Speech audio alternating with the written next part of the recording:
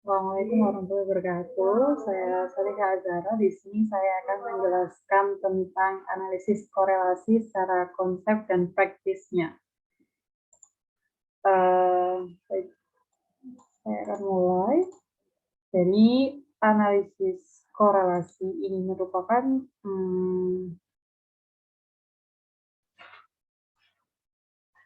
istilah statistik yang menyatakan derajat hubungan linier antara dua variabel atau lebih. Jadi konsepnya, jika kita ingin menganalisis data menggunakan analisis korelasi, minimal kita harus memiliki dua data. Contoh data X1 dengan X2. Nah, untuk hasil akhirnya, apakah kedua data ini memiliki hubungan atau tidak? Nah, hubungan antara dua variabel di dalam teknik korelasi bukanlah arti hubungan sebab akibat atau timbal balik, melainkan hanya hubungan yang searah saja, jadi hubungan yang linier. Nah, nanti apakah hubungannya ini memiliki hubungan yang positif atau memiliki hubungan yang negatif? Gitu.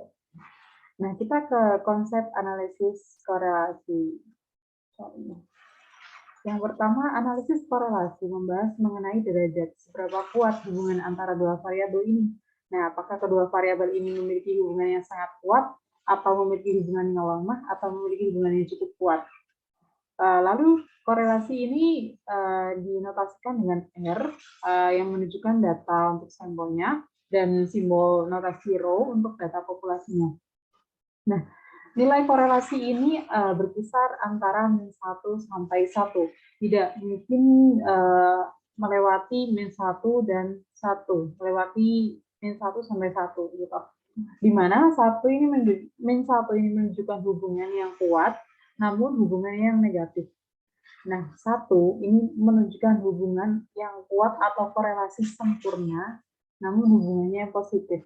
Nah, jika nilai korelasinya 0, artinya kedua variabel tersebut tidak berhubungan atau tidak memiliki hubungan. Nah, jika nilai korelasi mendekati 0, maka kedua variabel tersebut dinyatakan atau memiliki hubungan yang lemah. Nah, jika korelasi ini mendekati 1 atau min 1, maka kedua variabel tersebut memiliki hubungan yang kuat. Nah, sebelum kita melakukan analisis korelasi, ada beberapa asumsi atau batasan yang harus dipenuhi oleh peneliti. Yang pertama, data diambil secara random atau acak. Nah, sebagai peneliti kita juga harus memperhatikan bahwa kita mengambil data itu harus random, tidak boleh subjektif. Yang kedua, datanya berdistribusi normal. Nah, kita menguji dulu nih, lihat data, plot datanya. Apakah data yang akan kita analisis itu sudah berdistribusi normal atau belum? Nah, berdistribusi normal itu biasanya plot datanya merupai lonceng. Nah, dalam teorinya semakin banyak data yang digunakan atau semakin banyak observasi yang dilakukan itu akan mendekati kurva distribusi normal. Nah, yang ketiga ini ada menggunakan skala data interval atau rasio. Contoh dari skala data interval adalah 1 sampai 5, 6 sampai 10 gitu, dan untuk data rasio sendiri ini datanya seperti data asli atau tidak terbatas datanya. Nah, ini ada contoh kategori tingkat keeratan hubungan korelasi. Jika 0 artinya tidak berkorelasi atau tidak memiliki hubungan antar kedua variabel. Nah, jika 0,01 sampai 0,2 ini artinya korelasinya sama deh. Itu pun seterusnya berdasarkan tabel di PowerPoint. Nah, ini ada contoh scatter plot atau kurva. Untuk kurva yang pertama menunjukkan variabel X dan Y. Untuk titik-titik data atau yang berwarna biru ini datanya jika ditarik garis, garisnya akan lurus ke atas. Artinya memiliki hubungan yang linear positif. Nah, untuk yang kurva kedua ini kebalikannya. Dia variabel X dan variabel Y ketika diplotkan, pola datanya itu membentuk kurva lurus ke bawah. Artinya memiliki hubungan yang kuat, namun hubungannya negatif. Nah, yang pertama tadi memiliki hubungan yang kuat positif. Nah, yang kurva ketiga ini kurva nonlinear, artinya tidak membentuk garis lurus. Jadi datanya menyebar, tidak membentuk garis lurus. Ini ada contoh-contoh scatter plot berdasarkan pola datanya. Ada strong relationship Yaitu yang pertama ini membentuk datanya benar-benar mengikuti garis lurus atau garis linear lurus, mendekati atau merapat datanya. Nah, yang kalau weak relationship ini datanya agak menyebar sedikit, cuman masih mengikuti garis linear. Nah, untuk yang no relationship ini datanya tuh sangat menyebar sehingga tidak membentuk garis kurva linear. Seperti yang kurva terakhir ini garisnya membentuk garis yang horizontal, tidak ada naik ke atas atau ke bawah. Gitu. Nah, ini ada contoh scatter plot berdasarkan estimasi nilai R-nya. Jika nilai R sama dengan -1, maka datanya ini benar-benar merapat mengikuti garis linear. Nah, di contohnya itu garisnya ke bawah, makanya nilainya R-nya -1. Nah, kalau R sama dengan -0,6, ini datanya agak menyebar, ada beberapa yang nggak mengikuti garis linear. Nah, kalau R sama dengan 0, ini benar-benar datanya, kebanyakan datanya ini menyerupai nilai rata-rata atau mirip dengan nilai rata-ratanya. Nah, kalau R plus 0,03 ini seperti mirip dengan 0,6, cuman kurvanya ke atas. Nah, kalau R plus 0,1 ini benar-benar kurvanya ke atas, datanya mengikuti garis linear. Nah, ini adalah langkah-langkah pengujian korelasi. Yang pertama, hipotesis. Nah, kita harus membuat hipotesis terlebih dahulu. Apa yang ingin diuji? Di sini H0-nya adalah rho XY. Nah, rho ini adalah untuk menguji populasi berdasarkan data sampelnya itu atau berdasarkan R-nya tadi ya.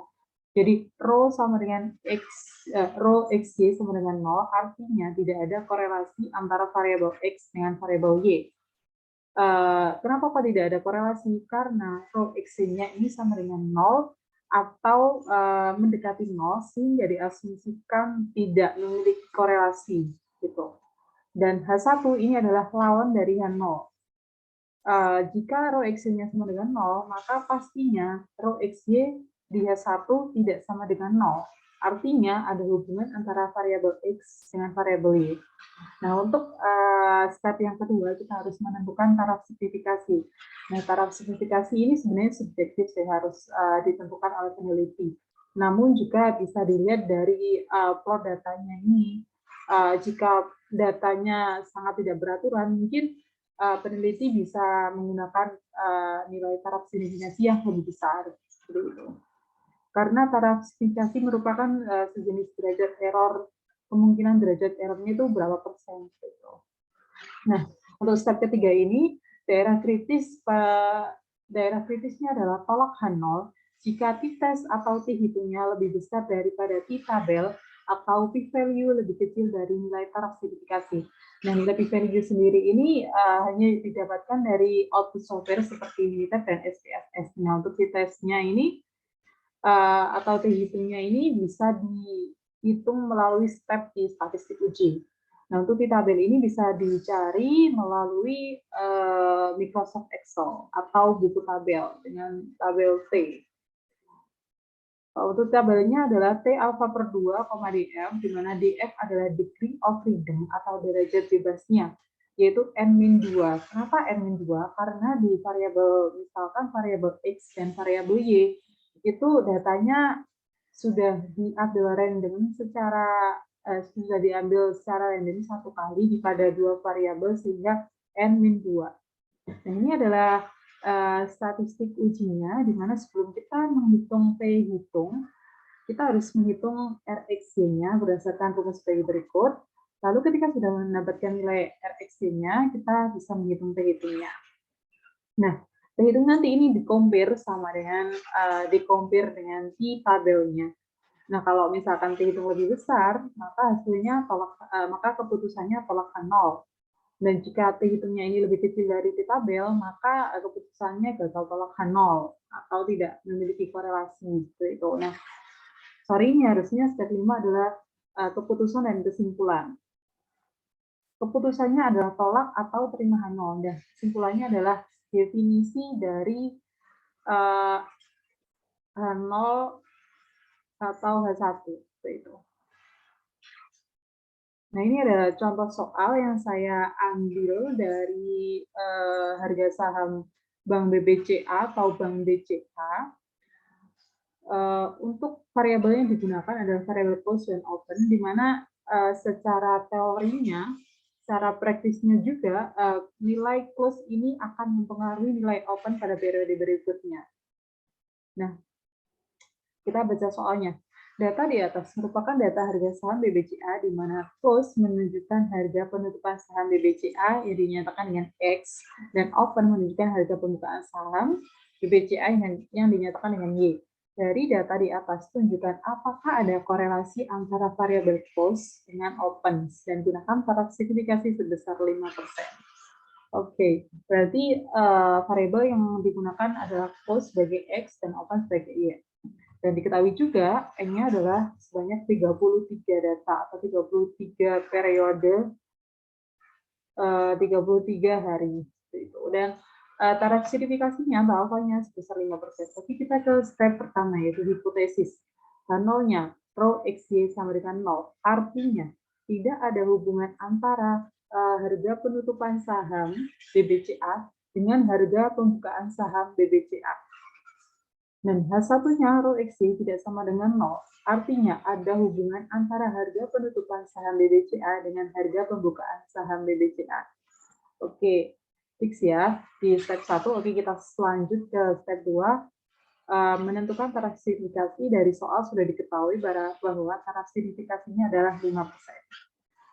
Lalu daerah kritisnya tolak H0 jika t-testnya lebih besar daripada t-tabel, di mana t-tabelnya adalah alpha per 2, df, dan didapatkan nilai t-tabelnya dari Excel. Nanti kita juga akan hitung sebesar 2,093. Oke, selanjutnya menghitung T-hitungnya didapatkan dari rumus RxY, maka nilai RxY-nya adalah 0,8909 dan nilai t-testnya adalah 15,0174. Dan kita lihat keputusan dan kesimpulannya. Keputusan dari hasil perhitungan di atas didapatkan nilai t-test sebesar 15,0174 dan t-tabelnya sebesar 2,093, atau dapat dikatakan nilai t-test lebih besar dari nilai t-tabel, sehingga dapat diputuskan tolak H0. Maka kesimpulannya ada hubungan antara harga penutupan saham BBCA dengan harga pembukaan saham BBCA. Jadi variabel close dan open ini ternyata memiliki hubungan setelah diuji. Seperti itu. Oke, selanjutnya kita akan praktis menggunakan software Excel ya teman-teman.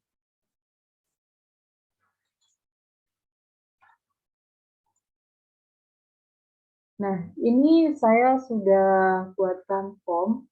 Kita lihat plot datanya dulu ya. Seperti apa? Jadi caranya adalah kita drag variabel X dan variabel Y-nya. Lalu kita pilih insert dan kita pilih charts. Kayak ada scatter di sini. Kita klik saja. Nah, ini adalah variabel contoh scatter plot dari open dan close. Nah, kalau kita tarik garis nih, garisnya adalah lurus ke atas.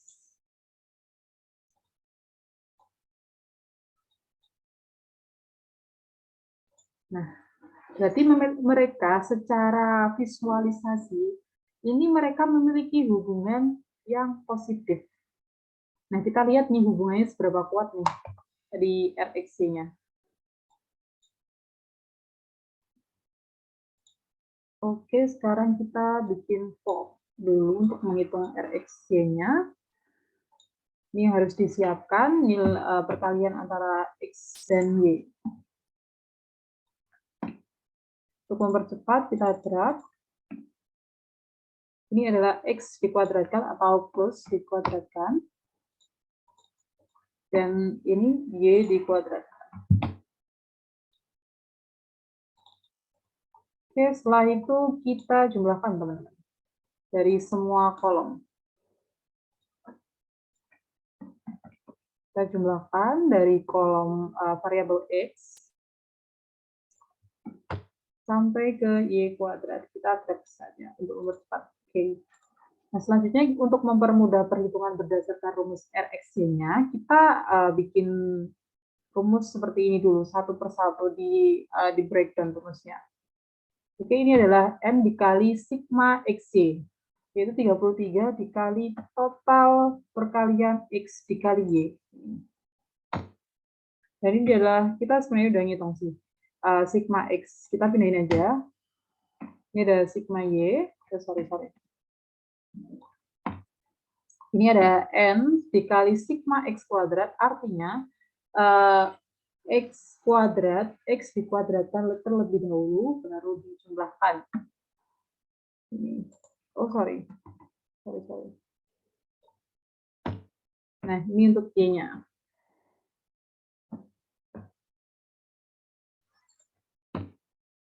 Nah, ini dalam kurung sigma X, artinya X dikuadratkan terlebih, X dijumlahkan semuanya terlebih dahulu, baru dikuadratkan. Sama juga. Oke, kita langsung ngitung RxY-nya berdasarkan rumus ini, teman-teman. Mungkin teman-teman langsung bisa mengikuti. Ini N sigma X kali Y, sudah dihitung. Min sigma X, ini dikali sigma Y, dibagi akar, bla bla bla. Nah, untuk akar ini fungsinya kalau di Excel ini SQRT. Dikali, N sigma X kuadrat. Ini. Min dalam kurung sigma X dikuadratkan, dikali yang Y. Oke, kita tambahkan kurung sampai kurungnya hitam. Oke. Nah.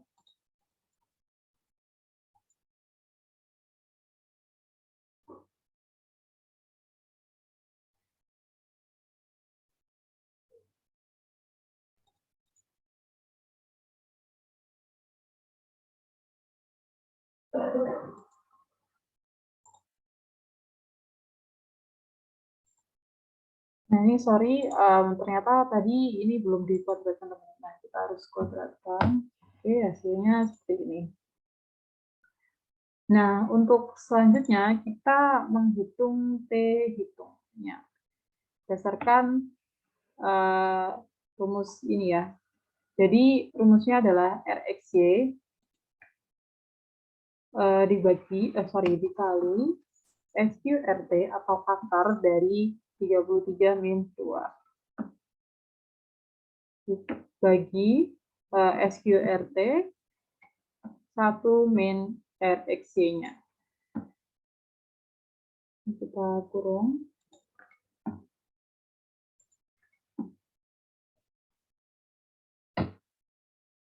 Nah, ini ketemu T hitung segini, teman-teman. Untuk di tabelnya, kita menggunakan function di Excel TIMP. Probability-nya ini adalah nilai taraf signifikasi, yaitu 0,05 atau 5%. Terus degree of freedom-nya atau DF-nya tadi kan N-2, berarti 33 minus 2, yaitu 31. Nah, ini di tabelnya. Sebenarnya saya punya cara cepat atau cara instannya ngitung korelasi pakai function di Excel juga. Kita coba ya, korel array satunya ini adalah variabel close atau variabel X, dan array 2-nya adalah variabel Y. Oke, kalau kita pakai 3 angka di belakang koma, hasilnya adalah sama, 0,891. Nah, kita dari daerah kritisnya tadi kan tolak H0 jika statistik uji dari T hitung itu lebih besar daripada T tabel. Nah, ini artinya berarti tolak H0. Artinya kalau tolak H0 berarti dia antara variabel close dan open ini memiliki hubungan.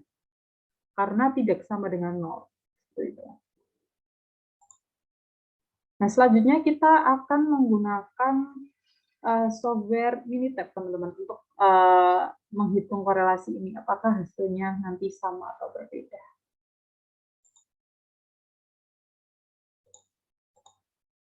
Nah, ini sudah saya copy datanya di sini. Ada 33 data.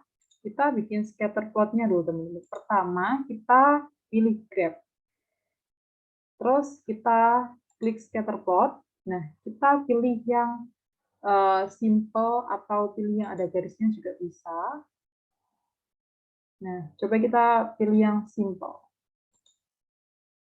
Kita masukkan variabel y-nya adalah open, variabel x-nya adalah close. Nah, sebenarnya kalau di korelasi ini kita nggak perlu mengetahui mana variabel x dan variabel y-nya karena kita cuma mencari hubungan, belum mencari pengaruh antar variabel. Cuman melihat apakah kedua variabel ini memiliki hubungan atau tidak, seperti itu. Oke, langsung oke. Dan ini adalah visualisasi datanya. Sama ya teman-teman, memiliki hubungan yang positif, linear positif. Oke, selanjutnya kita mencari nilai korelasinya. Nah, ini ada stat, basic statistic, ada correlation. Kita masukkan kedua variabelnya, lalu kita oke aja.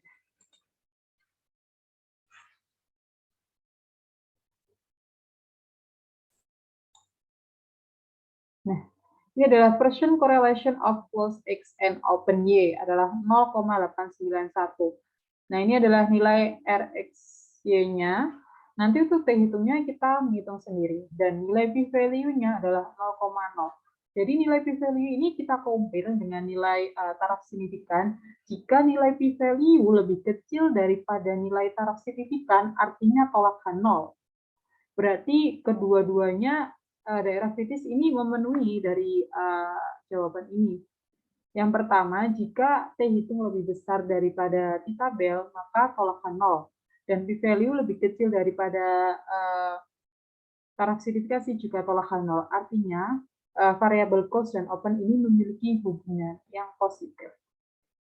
Seperti itu. Kita juga akan menggunakan software SPSS untuk menghitung nilai korelasi. Nah, ini saya sudah masukkan datanya. Kita ubah dulu nama kolomnya. Ini adalah close. Ini adalah open. Nah, ini kita pilih yang skill. Ini balik lagi ke data view. Pertama, kita pilih graphs untuk melihat datanya. Legasi dialog. Kita pilih scatter or dots. Kita pilih yang simple scatter. Define. Y-nya adalah yang open dan close-nya adalah yang X. Oke, kita langsung oke. Kita tunggu hasilnya. Nah, ini plotnya. Sama. Oke, kita langsung ke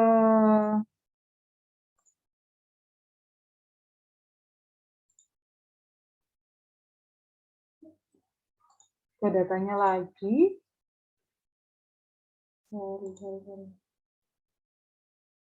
Jadi kita ke analyze.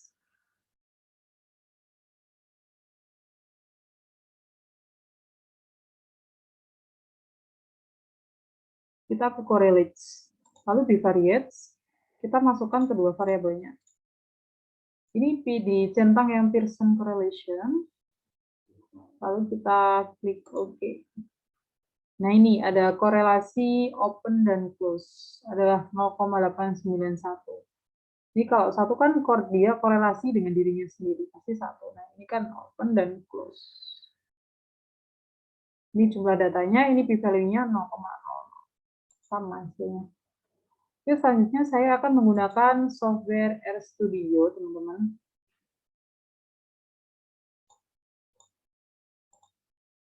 Nah, ini saya import datanya. Cara importnya ini, import dataset. Nah, ini Excel seperti itu. Nah, saya jelasin singkat saja. Ini adalah untuk melihat datanya, view data. Nah, ini untuk memperlihatkan datanya. Kita membuat scatter plot juga terlebih dahulu, teman-teman. Nah, ini adalah scatter plot-nya. Kalau kita zoom, mungkin lebih jelas. Ya. Kalau kita download. Nah, ini untuk ada cara cepat sama cara panjangnya juga. Nah, kalau cara cepatnya ini, untuk menghitung korelasi, kita pakai Syntax Core, BBCA. Nah, kita run. Sorry. Ya, ini 0,80967. Nah, ini untuk kalau cara panjangnya kita menghitung seperti yang di Excel tadi, teman-teman. Jadi, ini cara mencari korelasi RXY dengan cara panjang, dengan kita mengambil data BBCA di kolom 1 terlebih dahulu.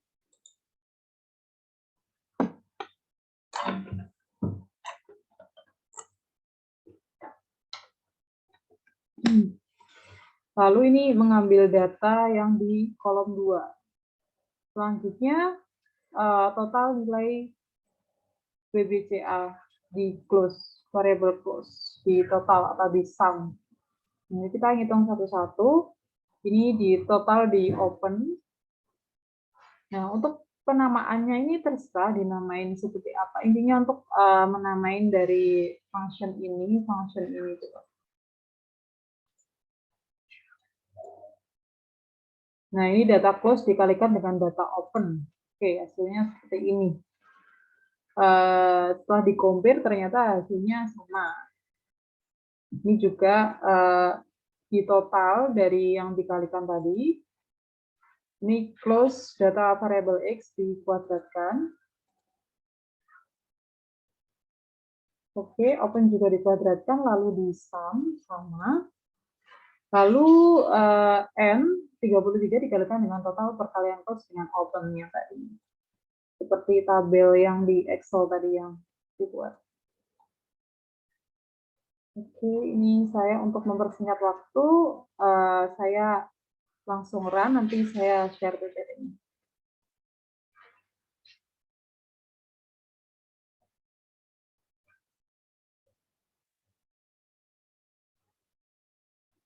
Nah, ini udah masuk ke rumus RXY-nya. Kita ini di breakdown dulu rumusnya.